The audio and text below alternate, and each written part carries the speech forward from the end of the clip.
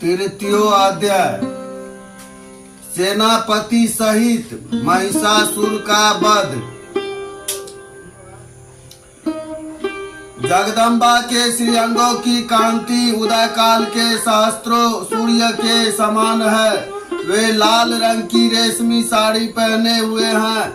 उनके गले में मुंडमाला शोभा पा रही है। दोनों स्तनों पर रक्त चंदन का लेप लगा है। वे अपने कर कमलों में जपमाला का विधा और अभय तथा वर नामक मुद्राएं धारण किए हुए हैं। तीनों नेत्रों से सुशोभित मुखारविंद की बड़ी शोभा हो रही है।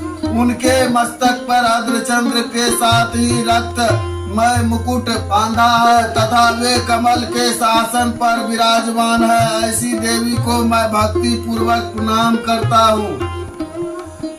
ऋषि कहते हैं, दैत्यों के सेनापति को इस प्रकार तहस नहस होते देख महादैत्य सेनापति चिक्षुर क्रोध में भरकर अंबिका देवी के युद्ध करने के लिए आगे बढ़ा। वह असुर रणभूमि में देवी के ऊपर इस प्रकार बाणों की वर्षा करने लगा जैसे बादल मेरुगिरी शिखर पर पानी की धार बरसा रहे हो। तब देवी ने अपने बाणों से उनके बाणों का समूह अनायास ही काटकर उसके घोड़ों और साथियों को भी मार डाला। साथ ही उसके धनुष तथा अत्यंत ऊंची ध्वज को भी तत्काल काट गिराया। धनुष कट जाने पर उनके अंगों को अपने बाणों से विदीर्ण डाला। धनुष रथ घोड़े और सारथी के नष्ट हो जाने पर वह असुर ढाल और तलवार लेकर देवी की ओर दौड़ा। उसने तीखी धार वाली तलवार से हिंसक सिंह के मस्तक पर चोट करके देवी की भी बाईं भुजा पर बड़े वेग से प्रहार किया। राजन देवी की बाहें पर पहुंचते ही वह तलवार टूट गई।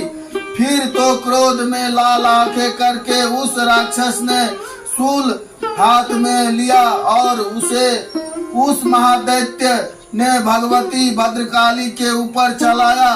वह शूल आकाश में गिरते ही वह सूर्य मंडल की भांति अपने ही तेज से प्रज्वलित हो उठा।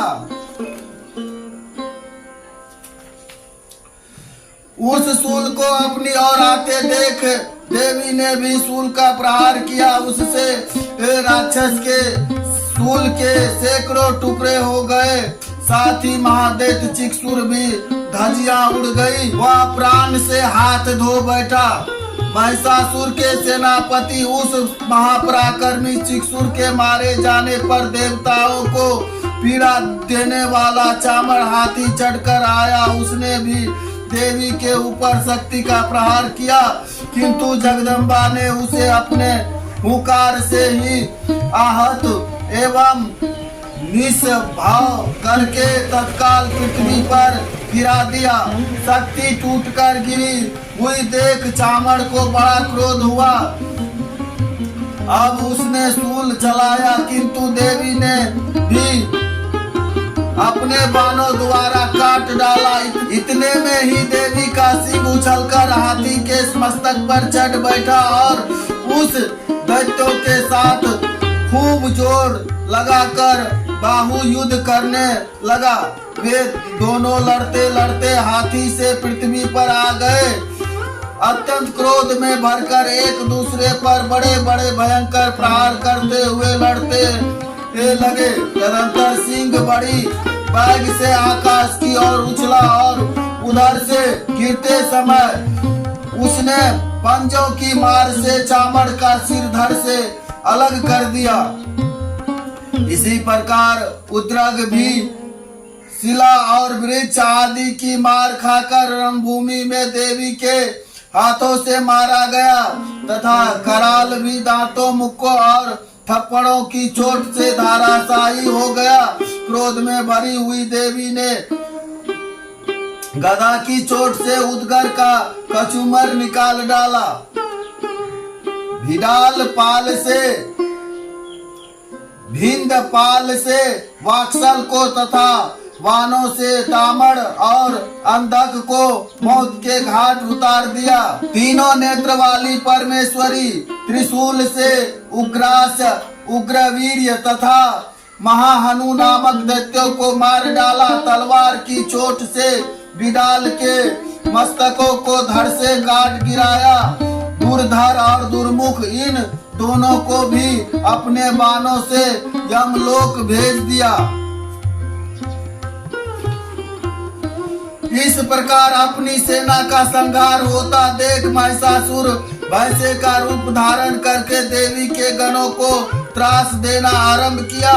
किन्हीं को थुथुन से मारकर किन्हीं के ऊपर खुरों का प्रहार करके किन्हीं को पूंछ से चोट पहुंचाकर कुछ को सिंह से विदीर्ण करके कुछ गणों को बैग से किन्हीं को सिंहनाद से कुछ को चक्कर देकर वे कितनों ही निश्वास वायु के झोंके से धाराशाही कर दिया। इस प्रकार गणों की सेना को गिराकर वह असुर महादेवी के सिंह को मारने के लिए झपटा। उससे जगदम्बा को बड़ा क्रोध हुआ। उधर महापराक्रमी महिषासुर भी क्रोध में भरकर धरती को खूरों से खोदने लगा तथा अपने सिंगों से ऊंचे ऊंचे पर्वतों उठाकर फेंकने लगा और गरजने लगा। उसके वेग से चक्कर देने के कारण पृथ्वी क्षुब्ध होकर फटने लगी।